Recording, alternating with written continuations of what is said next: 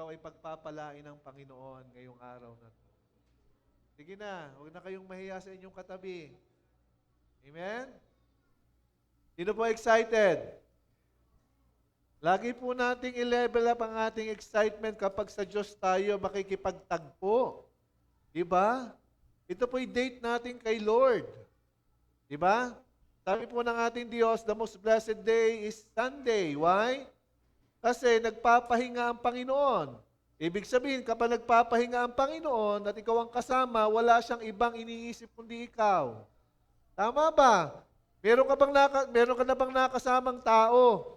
Sa sobrang kabisihan, hindi ka na napapansin. Tama ba? Kaya nga po, ang Sunday is the most blessed day dahil ito'y itinangi ng Diyos para sa iyo at sa akin. Kaya special day po ang araw ng ating panambahan.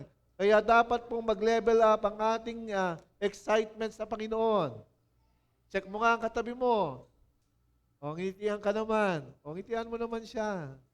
Bawal po dito ang mga suplado at suplada. Kasi sa langit, hindi makakapasok. Di ba? Sige po, let us welcome yung mga first time po. Makikitaas po ng kamay. Mga first time, welcome po sa J1 Mandaluyong. Kayo po'y laging welcome dito sa ating panambahan. We are a family here. Salamat po. Salamat po, Tay. Pwede pong maulit ng maulit na tayo magkita-kita po tayo dito every Sunday. Ano po? Ayan. Sino po mga first time pa? Ayun, si ate. Kamayan naman natin si ate. Welcome. Welcome. Kamayan po natin yung mga first time natin. O, mga nag-aapoy na mga anak ng Diyos. Yan, welcome po. Si tatay pa. Nakamayin si tatay. Ayan, glory to God. Si tatay. Hallelujah.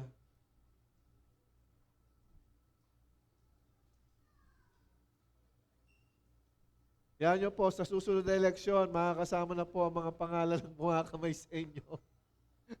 Joke lang po. Anyways, let us declare Luke chapter 4, beginning verse 18 to 19. The Spirit of the Lord is upon me because He has anointed me to preach the gospel to the poor. He has sent me to heal the brokenhearted, to preach deliverance to the captives, and recovery of sight to the blind, to set at liberty them that are bruised, and to preach the acceptable year of the Lord, for our God is Jesus.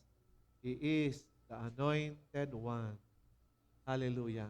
Nararamdaman nyo ba pagka nagre-recite tayo niyan, yung anointing ng Panginoon? I-feel nyo rin. Kasi there's power in the word of the Lord. Kaya habang ating dinideklara yan, with our own feelings, maramdaman natin yung kilos ng kapangyarihan ng Panginoon. Amen. Hindi lang po isang plain word lang na yan nating sinasalita. Remember, the word of the Lord is God Himself. Siya mismo ang Diyos na nasulat sa mga titik. Diba? Sa mga salita. Kaya ang salita po ng Diyos ay makapangyarihan. Then our J1 culture, I'm a blessing, I'm anointed, I'm a deliverer, I'm a good follower, I don't destroy, I build, I am not seasonal, I appreciate everyone and everything, I am part of something big. I am in partnership with Christ, and the last is, I am not extreme. Sabihin mo, ako yon. I-claim po natin yan. Kultura po yan.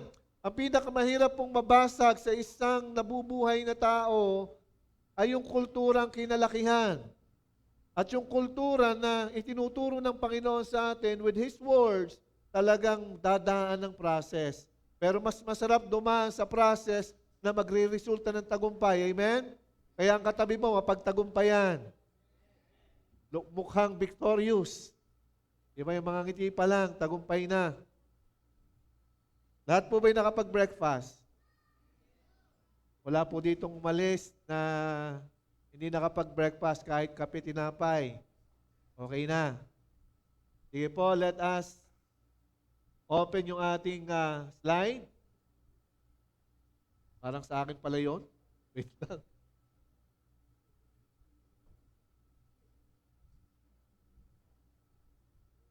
Pakiki-switch lang, Pastor. Ayan. Teka. Wala pa. Wait lang.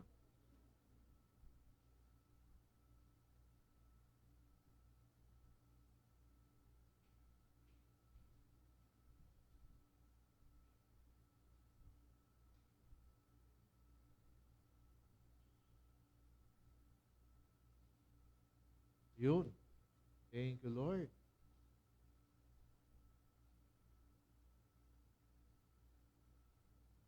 Ayan. Ito po yung ating pag-aaralan ngayong umaga.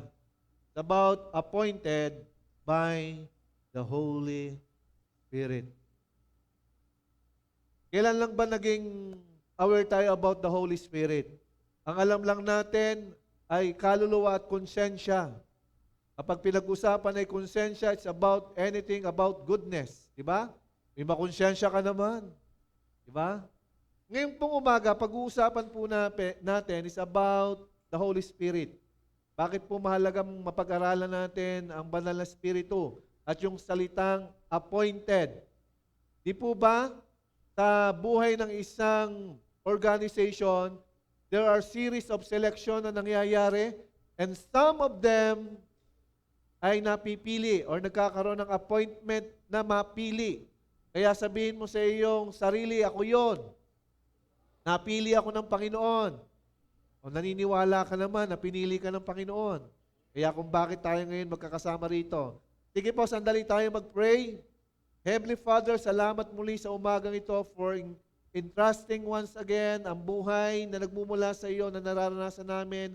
Hayaan mo, Panginoon, na sa umagang ito mapuspos kami ng kaunawaang nagmumula sa iyo and let your name alone ang mataas sa aming kalagitnaan. Anoint my lips at hayaan mo, Diyos, masabi ko lamang ang mga bagay at salitang magbibigay ng liwanag sa aming kaisipan, maging sa aming mga puso. At hayaan mo, Diyos, ma-anoint din po ang pandinig ng bawat isa sa amin nang sa ganun, Panginoon, maging bukas kami sa mga bagong kaunawaang nagmumula sa iyo. And again, all the glory, praises, and adoration ay para lang sa iyo. In Jesus' name, amen and amen. Hallelujah. Sino po ditong naniniwala na nasa kanya na ang banal na Espiritu? Ikaw mismo. Can you say na nasa iyo na si Holy Spirit? Tayo ba meron ditong magiging agreement? Diba? Dapat meron po tayong agreement. Bakit? Kasi dapat alam mo, natitiyak mo, sumasayo ang banal na Espiritu. Kasi kapag wala sa iyo ang banal na Espiritu, anong Espiritu ang kumikilos sa buhay mo? Diba? Kaya kailangan ma-identify po natin ano ba yung kumikilos na Espiritu ng Diyos sa buhay ko. Diba? Meron tayong sinasabing Galatians 5:22 and 23 about the fruit of the Holy Spirit. Magkakaiba po ang mukha ng banal na Espiritu sa buhay ng isang tao. Depende sa need. Diba? Depende sa need ng sitwasyon.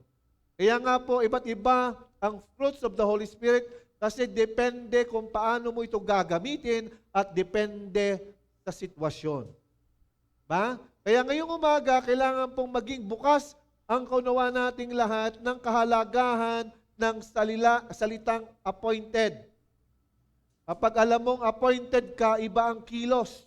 Kapag alam mong may posisyon ka, iba ang tayo. Iba ang pananamit, nag-iiba ang pananalita. Diba? Napapansin natin nagkakaroon ng change or transformation kapag alam mo meron kang appointment. Sino dito makikipagkita sa isang tao na may mataas na posisyon na hindi mag-aayos? Meron bang ganon? Diba? Walang ganon. Kapag alam mo, tiyak mo kung sino yung kakausapin mo, magbabago ka ng anyo. Diba? Magbabago ka ng pananamit mo, magbabago ka ng looks, magpapagupit ka, yung kilay mo, mas gagandahan mo pa. Kung dating 1 oras, gagawin mong 2 oras para perfect. Diba? Everything, kapag pinag-uusapan yung appointed para sa'yo, yung appointment para sa'yo, may nagbabago na agad sa atin. Inihahanda na natin yung ating mga sarili. Why? Kasi meron tayong haharapin na mas makapangyarihan, mas may authority, mas may kakayanang mag-provide. Siya ang source ng lahat. Sino yun? Ang Diyos. Kaya kung alam mong appointed ka ng Diyos para tumanggap ng banal na Espiritu, dapat nagkakaroon ng change of mind and change of heart. Doon pa lang sa kalalagayan na yun ng mindset mo, dapat ma-adjust na. Diba? Kailangan may magbago na. Why? Ay hindi naman tayo isang simpleng nilalang. Diba? Kung ang aso nga iniiyakan kapag na-touch tayo, diba? Eh tayo pa kaya, wala bang iiyak sa'yo? Check mo nga ang katabi mo. Sabihin mo sa kanya, ako ay iiyak din para sa'yo. Pero wag po nating iisipin yung kamatayan agad, ha? Hindi po doon. Okay? Ang pag-iyak po ay maraming mukha. Pero going po sa ating title, gusto ko lang ma-picture ninyo yung salitang appointed. Ibig sabihin na pili ka na. May selection na nangyari. Sa napakaraming dumating, napili ka. Sabihin nating 1,000 ang dumating, 10 lang yung napili. Kung ang sitwasyon nakikita mo, kung paano ka pinili, i-picture mo, sa loob ng 1,000 na nag-a-apply ng visa, 10 lang ang napili. Ano ang dating sa'yo? Anong mararamdaman mo? At definitely papasok sa isipan mo na qualify ka. Tama ba? Kaya meron na agad kakaibang reaksyon ang maidudulot ng salitang napili ka. Kaya kung titingnan po natin sa napakadaming nilalang ng Diyos sa sanlibutan, di ba? Sa mundong ginagalawan natin, iilan lang tayo na tumanggap ng appointment. Hello? Ulitin ko, sa napakaraming tao sa daigdig, iilan lang ang nabigyan ng appointment at tayo yon. Hindi mo ba mapalakpak si Lord doon? Palakpakan naman natin.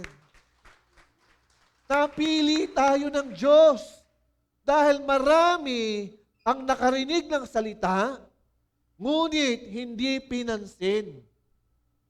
Kaya tayo mapalad. Why? Kung alam mong napakarami ng nag-a-apply, pero iilan lang kayong natanggap, dapat dun pa lang, hindi pa nagsisimula ang first day ng pagiging Kristiyano mo, ginagawa mo ng pinaka-the best at maganda para sa Panginoon. Tama ba? Kasi nakita mo, ikaw ay napili. Ibig sabihin, may nakita ang Diyos sa puso mo at sa puso ko na hindi niya nakita doon sa iba na hindi napili. Kaya, saan kikilos ang banal na Espiritu ng Diyos? Eh di doon sa napili. Diba? Kaya sabihin mo sa iyong katabi, mapalad ka. Napili tayo. Diba? Kaya malinaw na po. Malinaw na. Meron na po tayong connection. Nakaka-connect na po tayo. Amen? Tingnan po natin ang sabi ng mga gawa. Chapter 20, beginning verse 28. Ito ang binilin ng Panginoon.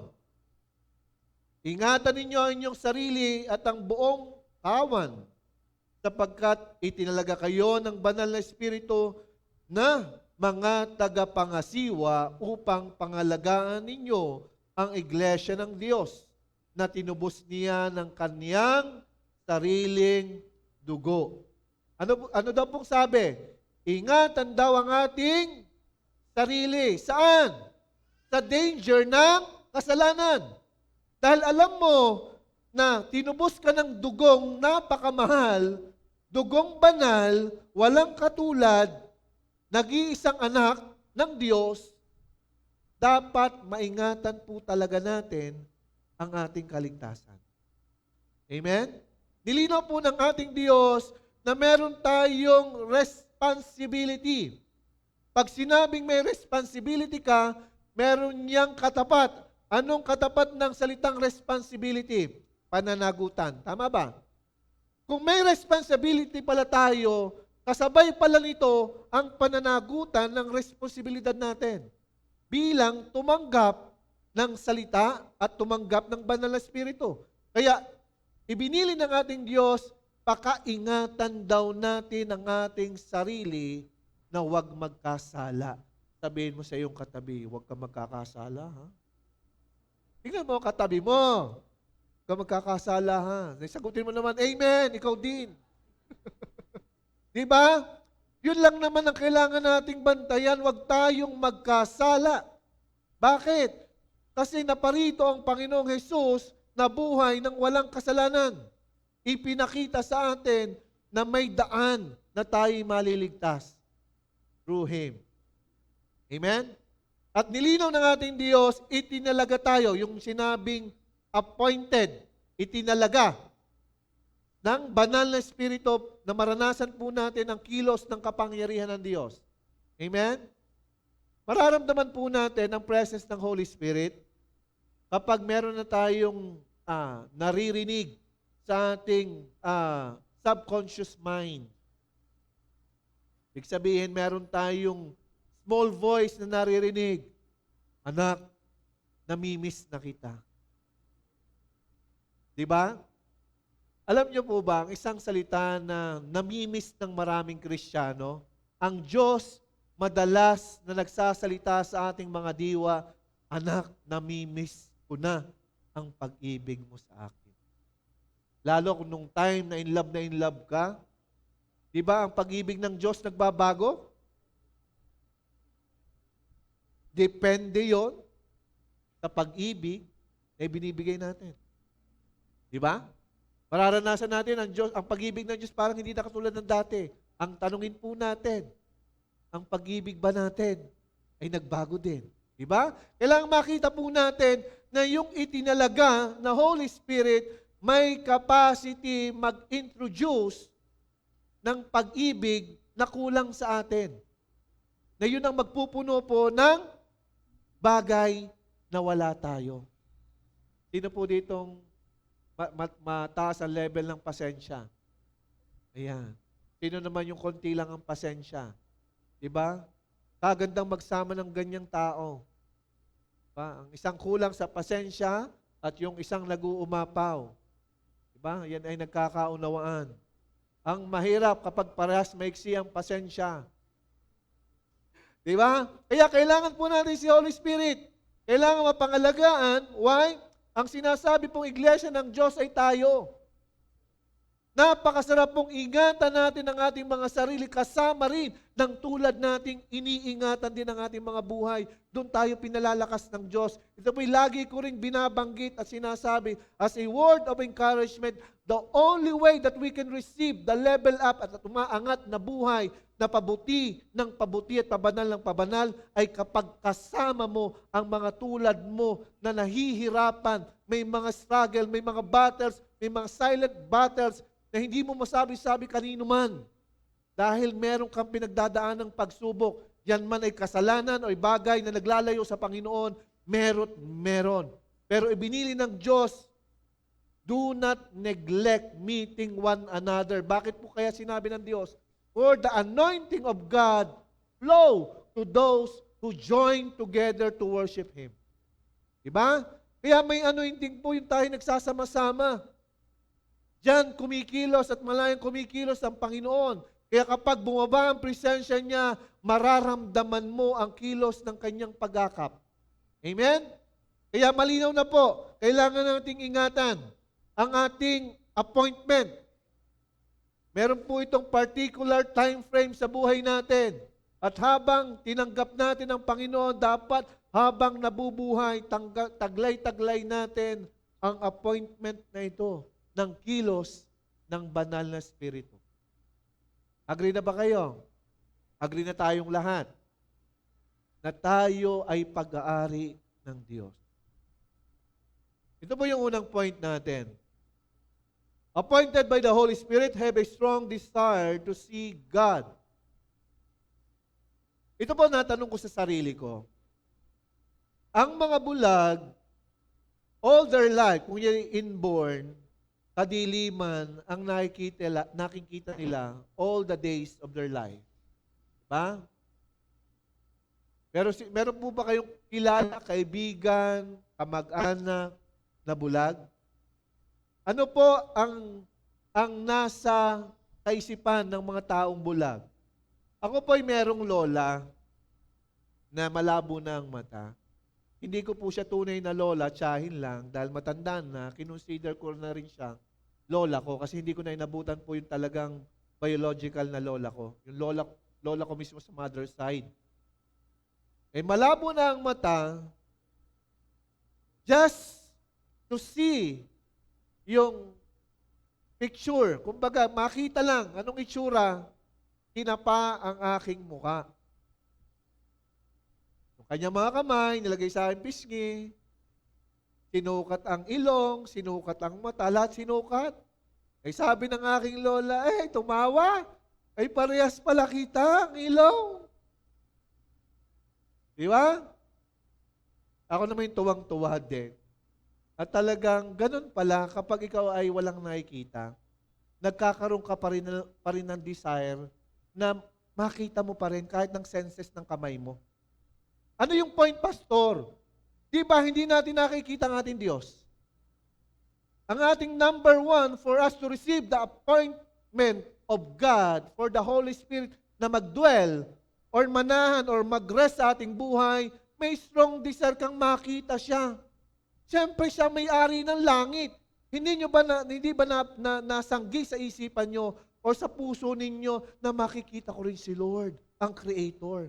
Nung first time pong ako'y nakakilala sa Panginoon, yan ang strong impression ng Holy Spirit sa akin. Makikita ko rin ang Lord. Excited kong makita si Lord. Kaya kung hindi mo pa ito nararamdaman, merong kailangang pang i-improve. May kailangan pa tayong hilingin na biyaya ng Diyos.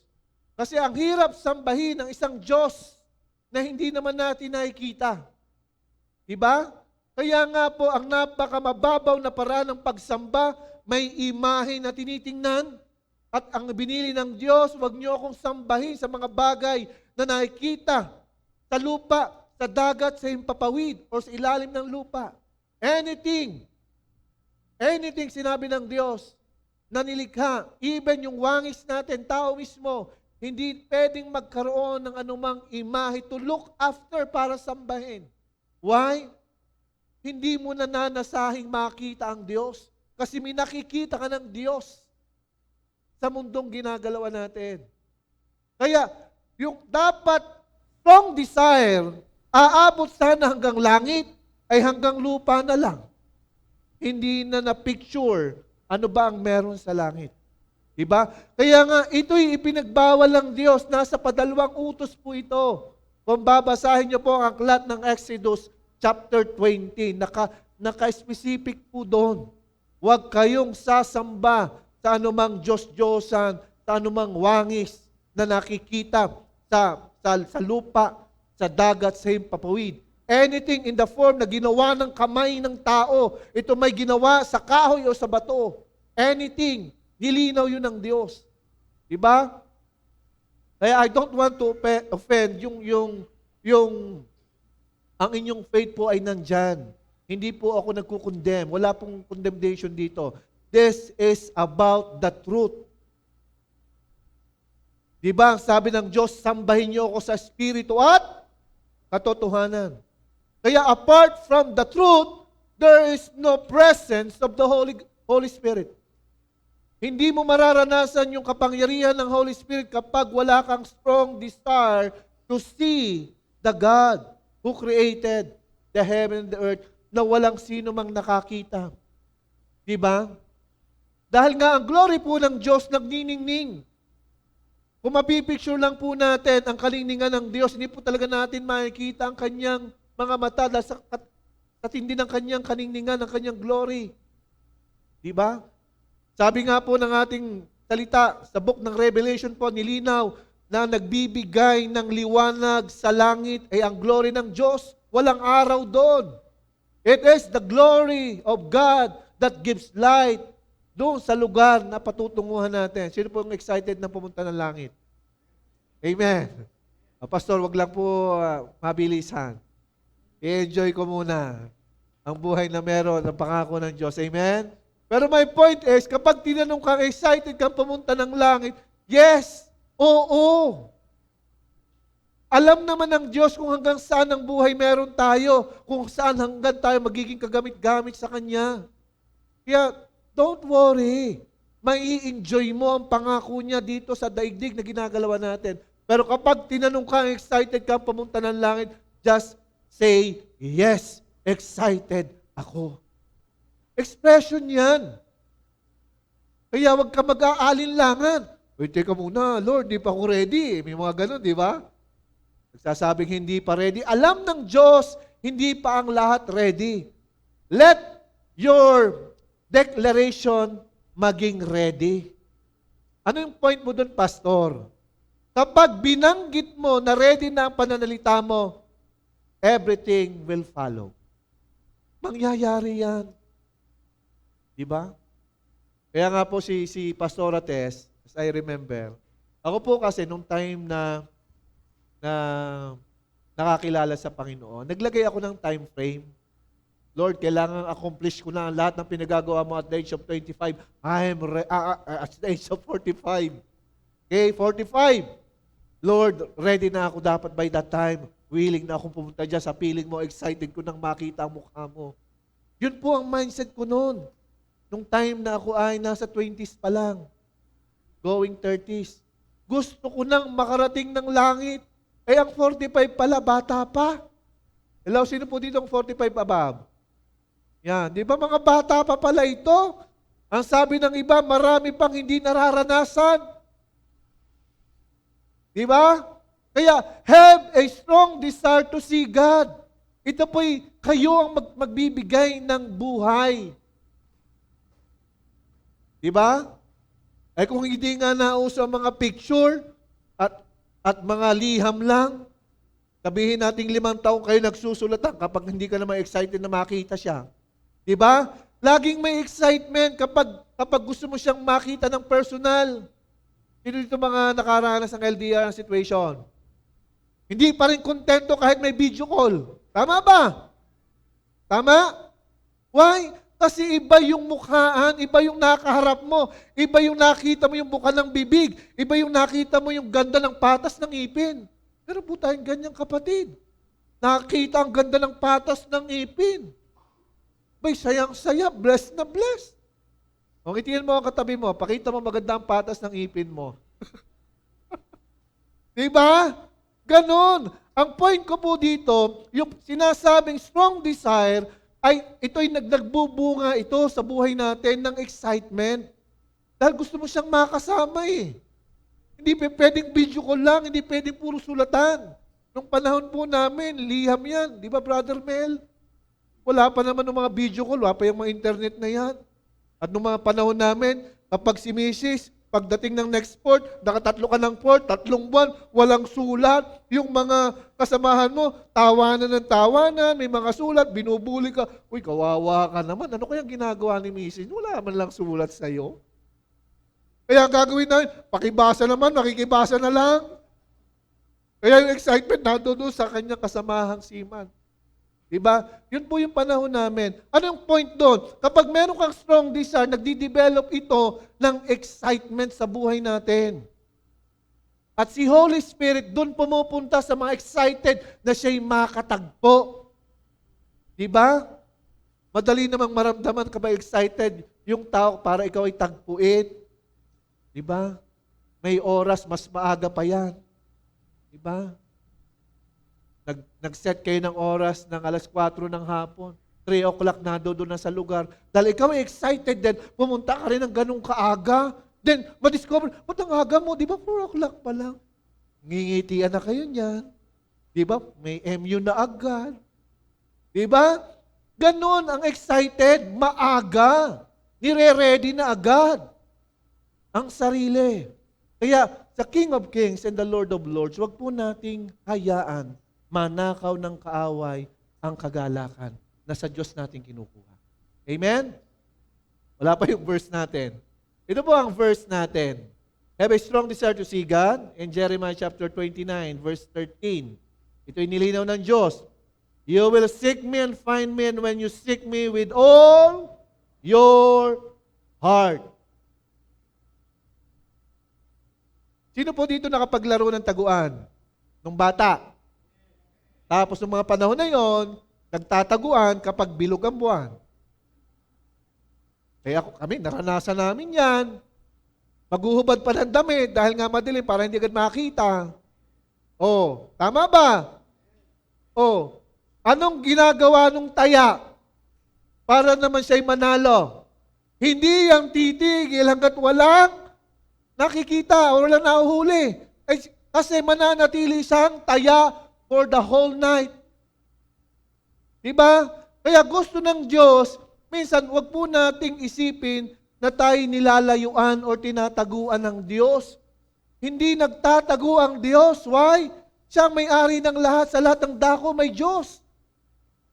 Ang nawawala po ay ang puso natin. Hello? Ang nawawala ay ang puso natin. Searching Him with all our heart. Ha? Kaya, madali po nating madidefine kung meron na tayong ganong klase ng puso na matatagpuan ng Panginoon. Yung sa umaga pa lang, sanayin nyo, Lord, salamat sa buhay at kalakasan. Lord, salamat sa mga pag-iingat at pagkakaloob mo.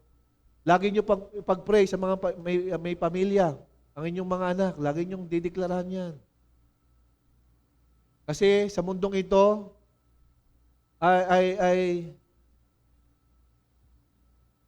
see a post ng isang kilalang foreigner na encourager na kapag daw po ang isang bata binigyan mo ng phone at the age of 5, hindi mo ini-introduce ang mundo dun sa bata. Inaalaw mo ang mundo na kontrolin ang bata. Kuha niyo yung point? Ulitin ko. Pag binigyan niyo daw ang bata at the age of 5, alam niyo po ba, ang immune system natin, sa mga hindi nakakaalam, ang immune system po natin na kumpleto, age 12. Na hindi ka na basta affected ng radiation. Below 12, malakas pa ang impact at epekto ng radiation na yan sa utak ng mga bata. Kaya hindi po yan inaalaw na pinagbababad. Ngayon, yung about sa health, meron na agad negative na epekto. Diba? Kung dahil sa kakulitan, marami kang trabaho, sige na nga. O, hindi ikaw naman, ang nagpapamper sa anak mo, yung cellphone, yung napapanood mo. Not knowingly, ang mundo, nilalamo na ang mga anak natin at kontrolado na sila. Diba? Kaya, mapapasin po natin yung strong desire natin para kay Lord, nawawala. Ito po'y karagdagan lang. Kaya, sa halip na cellphone, mag-pray kayo, magbasa kayo ng Bible, kwentuhan mo yan ng kwento, ng mga Bible story. Diba? Ang daming magagandang kwento dyan. Diba? Kaya, punuin po natin ng mga salita ng Diyos ang ating mga anak. Kaya sarap pong simulan ng mga bata at 0 age, yung naririnig na umaawit ka kay Lord, sa mga mahilig umawit kay Lord. Diba? Amen? Then, ano po yung Proverbs chapter 8, verse 17? Sabi ng Panginoon, I love those who love me, and those who seek me diligently find me. Ang Diyos na mismo nagsabi, mahal pala naman tayo. Eh di mahalin din natin siya. Diba? Mahalin din natin siya. In what form, pastor? Anong ibinili ng Panginoon? Mahalin siya ng buong lakas, buong isip, at buong kaluluwa, buong puso. At ang pangalawa, na almost the same ng kanyang sinabi doon sa una, mahalin mo at ibigin mo ang iyong kapwa tulad ng iyong sarili. Kaya ang demonstration po ng pag-ibig or strong desire natin to see God ay sa ating kapwa. Kung excited kang makasama ang Panginoon, makita ng mukhaan, yang katabi mo, kawangis yan ng Diyos. Lalo kapag yan ay nagagalit ka sa Kanya, isipin mo, kawangis ka ng Lord. Definitely, mawawala ang galit mo. Diba? Nakukuha niyo po yung point. Kaya we need to return the love na tinanggap natin sa Panginoon dahil may purpose ang buhay natin. May dahilan ang Holy Spirit kung bakit kailangan mag-dwell sa buhay po natin. Amen? Sa mga gawa po, chapter 1, beginning verse to 5, magsaset lang po tayo ng illustration. Samantalang siya'y kasama pa nila, pinagbilinan sila ni Jesus, huwag muna kayong aalis sa Jerusalem. Sa halip, hintayin ninyo roon ang pinangako ng Ama na sinabi ko sa inyo, si Juan ay nagbautismo sa tubig, ngunit di magtatagal ay babautismuhan kayo ng Espiritu Santo. Nung time ng selection, balik tayo, time ng selection, pinili ni Jesus ang mga disciple. Si Peter, habang nag-aayos ng kanyang mga lambat, ng kanyang bangka, nakita ni Jesus, tinawag. Hanggang sa makumpleto yung 12. Anong point, Pastor, bakit kailangang isali natin ito sa ating number 1 about strong desire to see God? Ito po yung point. Wala pa ang baptism of the Holy Spirit. Ulitin ko, wala pa ang baptism of the Holy Spirit. Ang nilinaw lang po sa ating text, kung si Juan ay nagbabautismo sa tubig, meron daw darating na magbabautismo sa apoy, representing the Holy Spirit. Pero ang point po dito, ang strong desire is our choice. Hindi po natin mararamdamang in love na agad tayo kay Lord kung hindi mo muna siya pinili at ipinaglaban. Ulitin ko, hindi mo maipapakita sa Diyos kung mahal mo siya kung hindi mo siya pinili at ipinaglaban without the presence of the Holy Spirit. Minsan namamali po tayo ng interpretasyon. Akala natin yung mga taong in love sa Lord ay dahil kinakasihan ni Holy Spirit. No! Dumaan sa pagpili. Dumaan na ipinaglaban ng Diyos. Alam naman natin, marami sa atin ay hindi pa believer. Ako po ang una nakakilala sa pamilya. Kaya yan, tinayuan ko yan. Nung panahon na yon, ako'y nag-iisa. Nanay ko, kumukontra sa akin nung time na yon, dahil puro na lang ako nag-share ng salita ng Diyos. Hindi ko talaga malimutan yung salitang binitawan ng nanay ko. Ikaw ba'y Diyos? Ha? Dahil nga nandun sa puso mo, yung strong desire to see God, ang laman ng puso at isipan mo'y salita ng Diyos. Kaya gusto ko lang maging malinaw, yung strong desire must come from our own free will na pinili mo siya nung marinig mo ang salita, naniwala ka at ipinaglaban mo. Tama po ba? Doon pa lang makikita ng Diyos yung sinasabing, mahal mo siya. Binakapan lang tayo ni Holy Spirit para tulungan tayong magbago. Amen? Diba? Alam natin, nakakilala tayo sa Panginoon, marami pa rin sabi. Tama ba? Pero sa tulong ni Holy Spirit, nadidevelop ang lahat. Kaya sabihin mo sa iyong katabi, bawal ang may sabit. O sa kabila naman, huwag mo akong sasabitan ng topak. Diba? Sorry for the word. Diba? Ang tao, minsan nagiging likas ng may topak. Kaya kailangan mawala po ang lahat ng yan. Amen? Piliin po natin kasi si Holy Spirit ay ready. Those who are willing na talagang pinili ang Diyos. Kaya sabihin mo sa iyong katabi, check mo katabi mo. Sabihan mo siya, pinipili ko si Lord. At wala nang iba. Diba? Kuha nyo na po yung point. Okay? Si Holy Spirit, ibinigay ng Diyos, maging helper natin para ma-develop yung relationship natin kay Lord. Pero may puhunan ka dyan. Free will mo. Again, our free will has the power to choose between the good and the evil. Between the God you know and the God that the Bible is saying. Lagi po yang meron tayong pagpili. Number 2, be consistent to meditate the Word of God, appointed by the Holy Spirit. Sa simula po, di ba wala pa si Holy Spirit? I-picture po natin nung tayo nagsisimula. Wala pa si Holy Spirit, pero meron kayong strong desire na dahil na-inlove ka nga kay Lord, pinili mo ma-inlove sa Kanya, nagkaroon ka ng Bible. Imposible naman na in love ka, hindi ka naman nagbili ng Bible, o hindi ka man lang gumawa ng paraan na makilala siya, di ba? Automatic, meron ka na God desire na mabasa ang salita ng Diyos. Amen?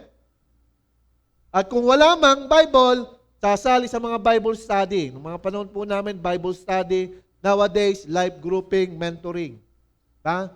Laging ganon. Meron laging pinag-uusapan ay ang Diyos. Alam niyo po ba, ang masarap na pakinggan ng Diyos sa buhay natin ay pinagkwekwentuhan natin ay ang kabutihan niya. Amen? Kung dumadating sa point ng buhay mo, hindi ka na nga consistent na makilala ang Diyos, pero meron kang ibang bagay na consistent ka at hindi sa Diyos, check your heart. At hindi po tiyak magagalak ang Panginoon kapag mga bagay na hindi ka puri-puri sa Diyos. Mga bagay na makakasira sa iyong kapwa. Amen? Diba? Kaya mahalaga po makita natin, mapicture po natin, ang pagiging in love sa Lord ay magbubunga ng pagsiyasat sa kanyang salita. Joshua chapter 1, beginning verse 7 and 8. Tawigan Tagalog po. Be consistent to meditate the Word of God, basta't magpakatatag ka at lakasan mo ang iyong loob. Sundin mong mabuti ang buong katusang ibinigay sa inyo ni Moses. Huwag kang susuway sa anumang nasasaad doon. At magtatagumpay ka saan man magpunta. Huwag mong kaligtaang basahin ang aklat ng kautusan. Pag bulay-bulayin mo iyon, araw at gabi upang matupad mo ang lahat na nakasaad doon. Sa ganoon, magiging sagana at matagumpay ang iyong pamumuhay. Ang Diyos na po mismo nagsabi kay Joshua. Kaya ko po kinuha yung early verse ng Joshua 1:8 dapat ito. Ito po yung story ni Joshua dahil siya ang successor ni Moses. Si Moses po, natagpuan ng Lord na bukod tangi ang kanyang puso. Siya ang sinabihan ng Lord, the humble person on earth. Napaka-humble. Kaya ang next po kay Moses, yung katabi mo, sabihin mo, humble ka. Di hambog. Ulit, humble ka. Di hambog. Ba? Humble lang tayo. Di ba? Bakit po kailangan nating mapicture si Joshua? Ang sabi po doon, yung dalawang salita na iniwan ng Panginoon, magpakatatag ka at lakasan mo ang iyong loob. Napakahirap pong dalahin ng salita ng Diyos nang wala ka man lang confidence. Di ba? Nang wala ka man tiwala sa salita ng Diyos. Nang wala ka man lamang effort na tayuan ang salita ng Diyos. Kaya ito'y binilin po ng Panginoon kay Joshua. Why? Kasi si Moses hindi nakarating sa promised land. Dahil ng attitude ng kanyang kababayan. Alam niyo ba yung story doon? Dahil sa kukulit ng mga Israelites, dahil nagugutom, lagi na lang siyang kinukutya. Dinala ba kami ng iyong Panginoon para mangyari sa ating ganito at mamatay na lang tayo sa ganitong sitwasyon? Nainis. Kaya kahit kailan ang inis, wala talaga naidulot na maganda sa atin. No? Kaya sa mga may inisin dyan, humingi ng biyaya sa Panginoon, Lord, alisin mo na yung pagiging mainisin ko. Diba? Tapos darating sa'yo, maraming makulit. Diba? Just to test, kung nawawala na ang inis, may dadating sa'yo makukulit. Kaya minsan may blessing ding dala talaga magiging makulit. No? Sino po dito mga makukulit? Diba? Kaya sabi po doon, ay para hindi masuway at patuloy na magtagumpay. Kaya napapahamak po ang tao or ang believer na tulad po natin sa journey ng ating Christianity kapag konti ang alam sa salita. Pag hindi nagbababad sa salita na niya. Kapag wala ng panahon para mag-pray. Madali pong ma-define kapag hindi mo na na-enjoy ang company ni Holy Spirit. Nawawala ang prayer life mo, nawawala ang gana mong pagsamba, nawawala yung gana ng buhay, papasok ang depression, papasok ang dami ng problema, lahat na lang negative. Diba? Why? Ito po, para ma-picture natin. Ngayon lang nag-flash sa akin. Ang principle po ng battery, positive and negative. Love, hindi magfa-function ang anumang devices kung hindi mo yan nalagay sa tamang order. Tama ba? Ngayon, ang negative po, lilinawin ko, ang negative po, force, ang negative force, ang mundo. Tayong Kristiyano ang positive. Kaya hindi mawawala ang mga negative sa buhay natin dahil tayo ang magpapantay. Tayo ang magdadala ng balanse. Tayo ang magdadala ng apoy ng Diyos sa mundong puno ng negative. Diba? Tayo yon. Kaya nga ang cross symbolizes positive. Diba? Doon pa lang sa symbol ng cross, positive yan. It add meaning sa buhay natin. Diba?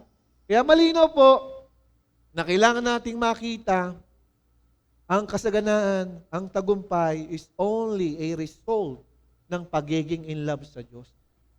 Resulta na lamang po yan. Kaya mas masarap ng ma-in love sa ating Panginoon. Amen? Kaya sabihan mo yung katabi, ma-in love ka na kay Lord, ha? Ha?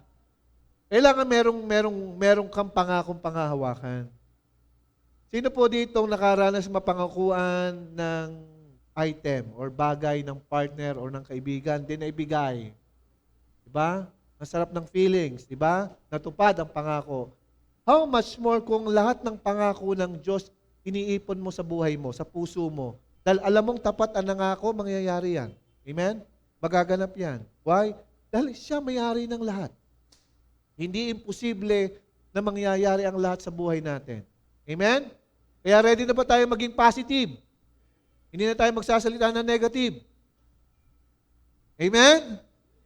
Kahit maapakan ng paa mo sa LRT. Baka mamaya, nag-MURA pa.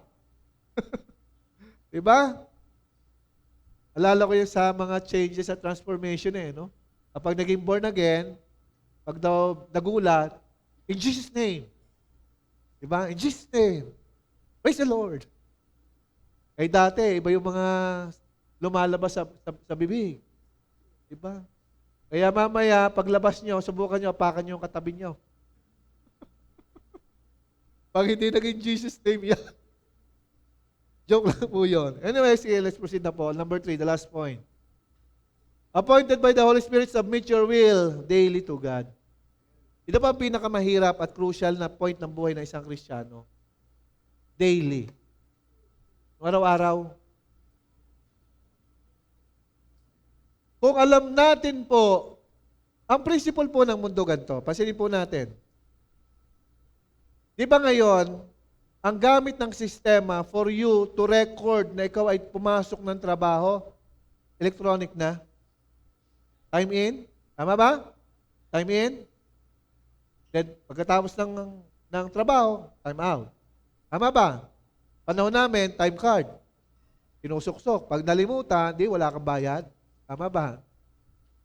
Kung ilalagay po natin ang logic, okay? Kung ilalagay natin ang logic para well paid off po tayo, pumasok ka sa presence ng Lord na mag-pray.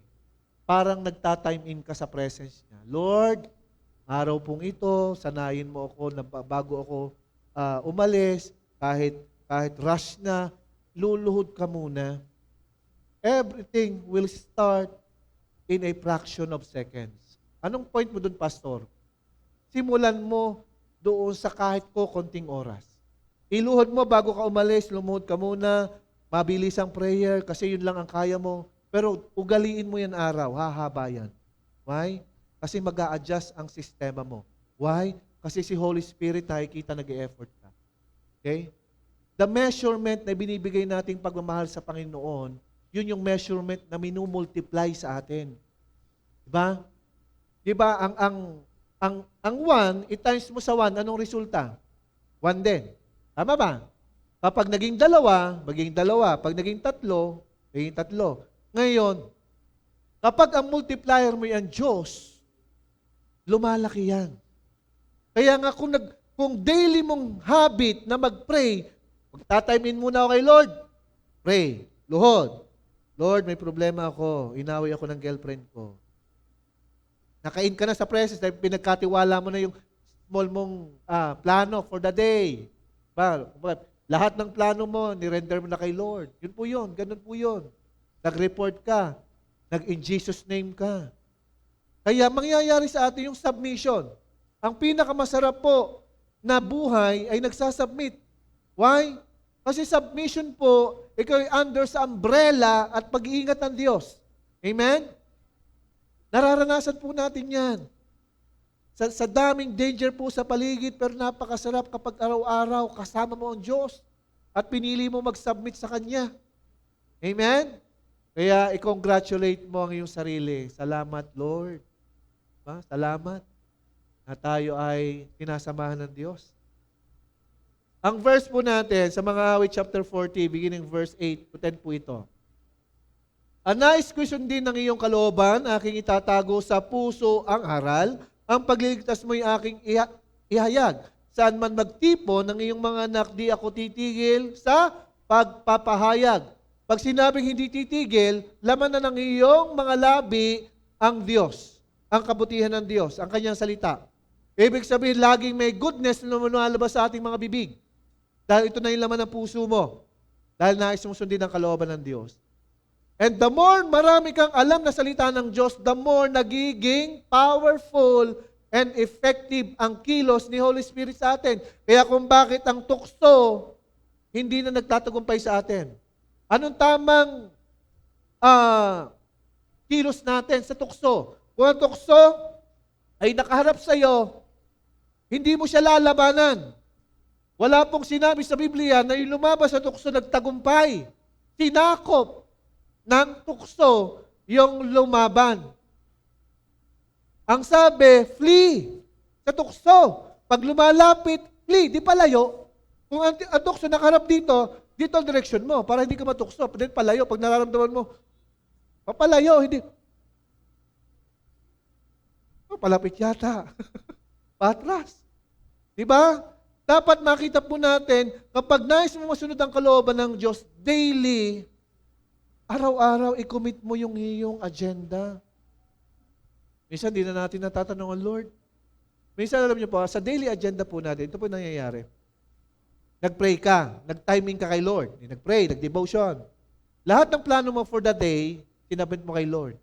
E di, ginagawa mo na yung mga daily routine mo. Dahil nag-submit ka sa authority ng Lord, biglang mangungusap si Holy Spirit, o yung kasamahan mo, sharean mo na, tagal mo nang kasama, hindi pa niya alam na born again ka. Hello? Diba? Ganun ang kilos na nagsasubmit.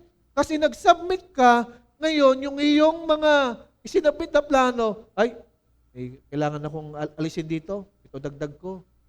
Ganun ang nagsasubmit ng plano, di ba? Sa mga teacher, sa mga estudyante, magsubmit tayo ng mga pinagagawa sa atin, may mga correction, may pinababago, tama ba? Ganon din sa ating buhay. Kapag nag-submit tayo sa Panginoon, nadadirect ang magandang pangyayari sa buhay natin. Nagiging mas kagamit-gamit tayo sa Panginoon. Why? Kasi may intervention ng Diyos. Isinabmit mo lahat sa Kanya. Hindi po ang lahat ng success will define kung ano yung level ng karangyaan at kayamanan meron tayo. No. Ang tunay na success kapag nagagamit ng Lord ang buhay mo for the benefit or for the welfare of others. Lagi meron po yung ganun. Kaya hindi mawawala yung pagpapahayag. Si Lord ay mabuti. Lagi ko po binabanggit, huwag mong tingnan ang pangit na sitwasyon, tingnan mo ang mabuti sa pangit na sitwasyon. Diba? Laging may magandang pangyayari sa pangit na sitwasyon. Diba? Agree na po ba kayo doon? Verse 10. The last verse po ng ating number 3, the last point. Ang pagligtas mo ay ipinagsasabi. Di ko inililihim. Kaya pala ang Diyos excited sa mga tumanggap sa Kanya na ipinapahayag ang kabutihan ng Panginoon. Excited siya doon. Hindi ko sinarili. Kaya nga ang salvation, hindi po, porque tayo ligtas na, ay bahala na sila sa buhay nila. Kung ayaw nilang tumanggap kay Lord, bahala na sila. Basta ako ligtas. Basta ako gagawin ko yung magpapasya sa akin. No. Ang tunay na in love sa Lord at sinasamahan ni Holy Spirit, hindi sinasarili ang blessing. Kaya nga number 1 nating culture, we are a blessing. Pag sinabing you are a blessing, you are a channel of blessing, madali ang mag-share kasi meron kang blessing na tinanggap. Amen? Kaya hindi sinasarili. Pati pagtulong mo at pag-ibig na tapat sa mga lingkod mo'y isinisiwalat. Ang taong nagmamahal sa iyo at totohanang nagtitiwala sa iyo, lahat ng sekreto niyan sasabihin sa iyo. Anong point? Kapag alam ng Lord, totohanang mahal ka niya, yung lahat ng hiwaga ng kanyang kapangyarihan, sasabihin sa iyo at sa akin. Why? Kasi kita niya mapapagkatiwalaan ka ng kanyang puso. Diba? Kaya when we submit our daily activity sa ating Diyos, hayaan mo namang siyang kumilos. Huwag mong kontrahin na hindi mo siya maipahayag. Kung mapipicture lang po natin ang value ng isang kaluluwang maliligtas at naligtas sa impyerno, the danger ng parusa ng kamatayan, ng eternal death, hindi mo pipiliin na sarili ng kaligtasan. Hindi mo titiisin ang iyong kapwa na hindi mo siya masira ng anything para ma-introduce ang kabutihan ng Diyos. Why? Kasi alam mo, masarap ang nai-share ang kabutihan. At masarap makasama ang Panginoon. Nakuha niyo po yung point. The only way ang Diyos isisiwalat ang lahat kapag tunay kang in love sa Kanya. Dahil nga kayo ay in love na sa isa't isa, hindi na kailanman magtatagumpay si Satan. At yun ang ating goal. Ito po yung ating challenge. The last and our conclusion. I love those who love me. And those who seek me diligently find me. Hindi po nagbabago ang pamantayan ng Panginoon. Kung ano yung sukat na yung itinatanim, siyang sukat mong aanihin. Kung anong dami or ano man yung ibinubuhos mo, siyang aanihin mo rin. Anong point po, Pastor? Ang pagmamahal po sa Diyos, pinipili. Number 1, pinipiling mahalin ng Diyos. Mas masarap mahalin kung nakakasama mo siya. O sa literal, di ba? Ang aso nga, na nakasama for a long period of time, iniiyakan mo, di ba? Sa Diyos, na hindi natin nakikita, nararanasan po natin ang pagsama niya sa iyong feelings, sa mindset mo, at sa mga kapwa mong sumasamba rin sa Kanya. At sa mga taong inaabot mo para makita ang kabutihan ng Panginoon. And this time, ito po yung magiging challenge natin. Ang sabi doon, appointed by the Holy Spirit, ang ating title. Hilingin natin sa Panginoon sa oras na ito. Dahil ito'y pag-aari ng Panginoon, ang oras na ito, ang lugar na ito, every one of us, hilingin natin sa Panginoon, katagpuin tayo ni Holy Spirit. I will lead the prayer. And this time, I encourage everyone na sandali tayong tumayo. Just to avoid antok. Sige po, in-encourage ko po ang lahat na tayo tumayo. Hayaan po natin na ma-welcome natin ang nag-iisang Diyos na nagpala sa atin. Sabi ng Panginoon, yung pag-ibig daw natin sa Kanya ay hindi na tulad ng dati. Naging lukewarm tayo, hininga. O wala na siyang makitang init ng ating relasyon sa Kanya. And as you close your eyes, just focus. Huwag mong tingnan ang nasa katabi mo. Let the instrument play a song na kung saan magpupuri sa ating Diyos. Habang ikaw ay nakayukot nakapikit, yung mga salitang nahayag sa ating kalagitnaan,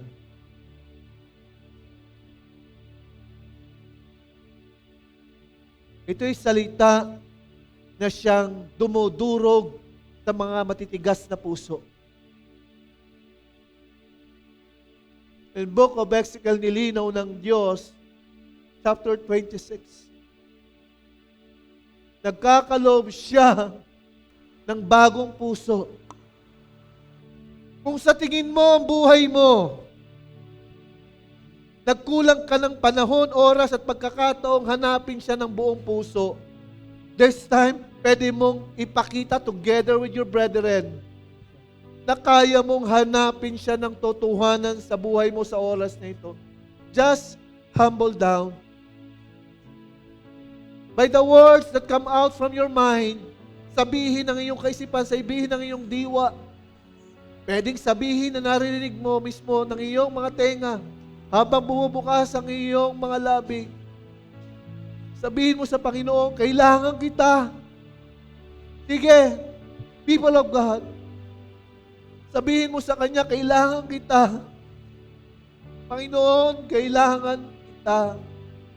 Iparamdam mo sa Kanya yung totohanang need na kapag nawala siya, malulunod ka at kailanman hindi ka na makakaahon. Let the God who created everything in your life, success, achievement, victory, possession of different kinds of properties, sasakyan man, bahay, or anything, lahat ng yan galing sa Diyos. Pwede ba this time, ipakita mo, kaya mong mag-humble down sa Panginoon? Kaya mong magpakumbaba sa Kanya? Come on. As we sing this song with all our heart, nangungusap ang Diyos. Come on.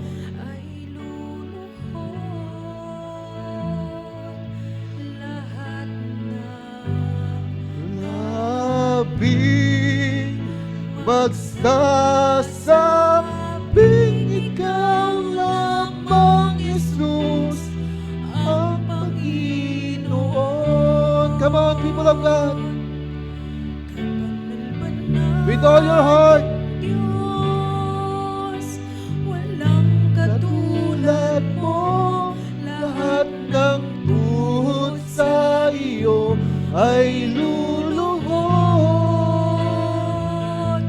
Lahat ng labi. Come on. Magsasabing ikaw lamang, Jesus, ang Panginoon. Ipakita mo sa Diyos. Banalang Diyos, Come on. walang Katulad mo, lahat ng tuhod sa iyo ay luluhod. Lahat ng labi magsasabing ikaw lamang, Jesus, ang Panginoon. banalang Diyos, walang katulad mo. Lahat ng tuhod sa iyo ay luluhod. Lahat ng labi magsasabing ikaw lamang, Jesus, ang Panginoon. Pwede ba this time paramdam talaga siya lang? Jesus, ang Panginoon. People of God, ang Diyos ay mananatiling tapat sa buhay ng bawat isa. Kung anong version ng pagkatao ka meron ngayon, mababago pa yan. Piliin mo lang siya, ipakita mo lang na pinipili mo siya at iniibig. Sasamahan ka ng ating Diyos. Lord, sa oras mong ito, we rebuke the power of spirit of stubbornness, O God. Winawalang bisa namin even yung pagiging matigas na puso. O Diyos, hayaan mo, Diyos, sa oras na ito, mag-dwell ang iyong banal na Espiritu sa buhay ng bawat isa. Hayaan mo, Panginoon, that you will prove yourself. Ikaw ay dakila, ikaw ay makapangyarihan, ikaw ang nagbibigay ng tunay na kulay at ganda ng buhay. Hayaan mo, Diyos, sa umagang ito, taglayin ang buhay ng bawat isa, ang buhay na binago, pabuti ng pabuti, paganda ng paganda, pabanal ng pabanal, at higit sa lahat, pa-in love ng painlove sa iyo. At kung ikaw ay nananampalataya with all your heart, claim it! Dahil ipararanas sa iyo ng Panginoon ang kanyang mga pangako. Kailanman hindi niya bibiguin sa buhay ng bawat isa. Again, all the glory, praises, and adoration belongs to you alone. In Christ Jesus' mighty name, shall we all say, Amen and Amen.